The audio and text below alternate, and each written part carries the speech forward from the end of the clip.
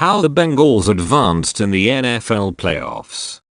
The number 4 seeded Bengals beat the number 5 seeded Raiders Saturday, Cincinnati's first playoff win in 31 years. The Patriots and Bills have kicked off the night game in Buffalo. The 4 teams headlining Saturday's N.F.L. wildcard doubleheader know each other well, but prior history did not change the outcome of Saturday's first playoff matchup. The Cincinnati Bengals beat the Las Vegas Raiders for the second time this season, 26-19, in their wildcard round matchup Saturday. The New England Patriots and Buffalo Bills, 2 A.F.C. East rivals, met twice in the regular season, splitting those games with each team winning on its opponent's home field. A rematch in the final game in this season's trilogy awaits. Here's a look how the first games of the 2022 N.F.L. postseason played out. Cincinnati Bengals 26, Raiders 19. A large majority of players on both of these teams had never played in a playoff game, but one side got a valuable bit of preparation for its postseason run. The Bengals' 26-19 win over the Raiders at Paul Brown Stadium on Saturday, the franchise's first playoff victory in 31 years, could prove to be valuable experience when Cincinnati hits the road next week in the divisional round. The Raiders, a franchise which hadn't made the postseason since 2016 and last won a playoff game in 2002, suffered from a lack of rest and preparation that showed. 2021 N.F.L. season news and analysis. How the Bengals advanced to the divisional round. Cincinnati beat the Las Vegas Raiders, 26-19, to end a 31-year run of postseason futility.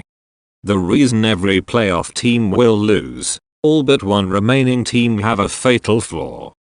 The Buccaneers' offense works because of this man, and Tom Brady. Byron Leftwich has customized game plans to a hodgepodge of stars, injury replacements and holdovers. Are the Cardinals cursed? Arizona has the longest championship drought in American sports. A long-forgotten N.F.L. title theft may be the reason. The N.F.L. coaches fired so far in 2022. The Texans' firing of David Culley leaves the league with just one head coach who is black. Quarterback Joe Burrow led the Bengals' high-powered offense on scoring drives in their 4 possessions in the first half, connecting for touchdowns with receiver Tyler Boyd and tight end C.J. Uzomah. The Bengals had more trouble moving the ball in the second half, and were slowed by at least one penalty not called against the Raiders. But Burrow, who finished with 244 yards on 24 of 34 passing and no interceptions, provided just enough offense to counter the Raiders, who moved the ball much better in the second half thanks to big plays by quarterback Derek Carr, running back Josh Jacobs, and several critical penalties on the Bengals. The Bengals' defense held off Carr and the Raiders, who mounted a feverish attempted comeback, down 26-16, in the fourth quarter with no timeouts and less than 2 minutes to play. Carr kept the game close, hitting Deshaun Jackson on a pass to convert on 4th and 5 from the Raiders' 44-yard line.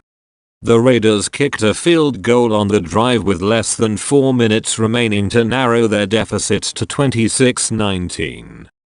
The Bengals drained more than 2 minutes off the clock on the ensuing possession, but could not score. The rookie receiver Ja'Marr Chase finished with 9 catches for 116 yards. The Raiders got the ball back on their own 35-yard line with 1:51 remaining. Carr hit Jacobs for a 15-yard gain and the Bengals were charged with a roughing the passer penalty, bringing the Raiders past midfield. Without any timeouts, Las Vegas had little margin for error and the weight of Cincinnati's past playoff failures heightened the drama.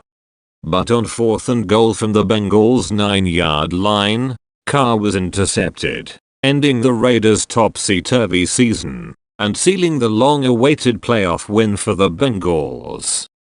New England Patriots at Buffalo Bills.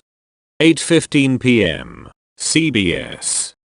The Bills, 11-6, won 4 of their last 5 games of the regular season to lock up the A.F.C's number 3 seed. The Patriots 10-7, went 2-3 to close out the season and ended with the number 6 seed.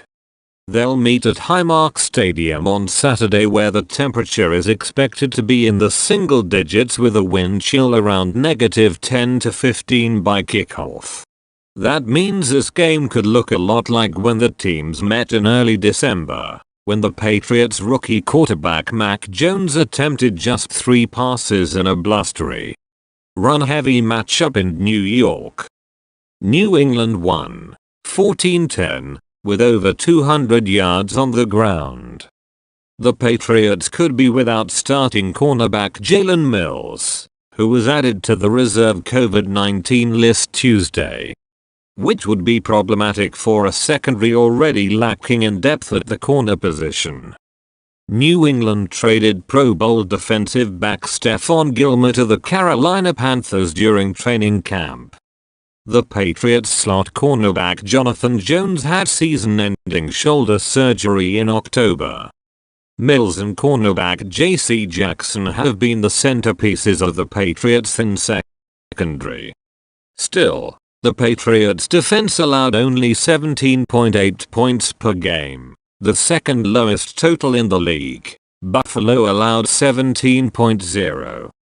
The Bills ended the regular season with one of the N.F.L's best defensive units, leading the league in several defensive categories, including fewest yards allowed per game and fewest passing yards allowed. In the team's second meeting, the Bills forced one of Jones's worst performances of the year in a double-digit win. Jones completed 14 of 32 passes and threw 2 interceptions in the game. Buffalo's offense, headed by quarterback Josh Allen, has been inconsistent this season, but the threat of the connection between Allen and wide receiver Stephon Diggs remains.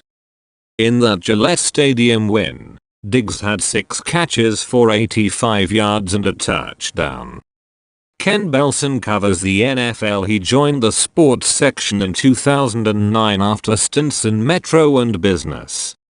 From 2001 to 2004, he wrote about Japan in the Tokyo Bureau.